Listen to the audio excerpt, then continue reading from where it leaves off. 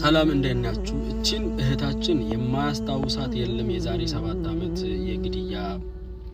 ውሳኔ ተላለፈባት በቻይና ሀገር ናዝራዊት አበራን የዛሬ 7 አመት ኢቢኤስን ጨምሮ ትላልቅ ሚዲያዎች እንዲሁም ደግሞ ትላልቅ ሰዎች ድምጽ ሲሆኑላት ነው የነበረው አሁን ከ7 አመት በኋላ ህጉ ተፈጻሚ ሊደረግ ነው አንዳንዴ አይታወቅም ይሄ ቪዲዮአችን ማንጋ እንደሚደርስ ትላልቅ ባለስልጣን እንዲሁም በቃ ነፍሷን ሊያድንላት የሚችል ሰው ጋር ሊደርስ ስለሚችል ሁላችንም ቪዲዮ መስራት የምንችል ሰዎች ወጥተን ቪዲዮ እንስራላት ቪዲዮ መስራት የማንችል ደግሞ ኮፒ ሊንክ ሼር በማድረግ የተሰሩትን ቪዲዮዎችን ህዝብ ጋር እናድርስ እባካችሁን ምንም በማታቀው ንጹህ ነፍስ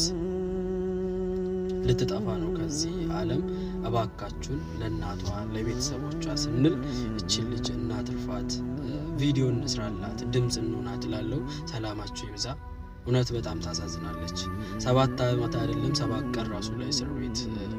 በሰው ሀገር ላይ ይከብዳል እንግዲህ ከእንደዚህ አይነት አደጋ ፈጣሪ አምላክ አላህ ይጠብቃችሁ እላለሁ ደህና ደሩ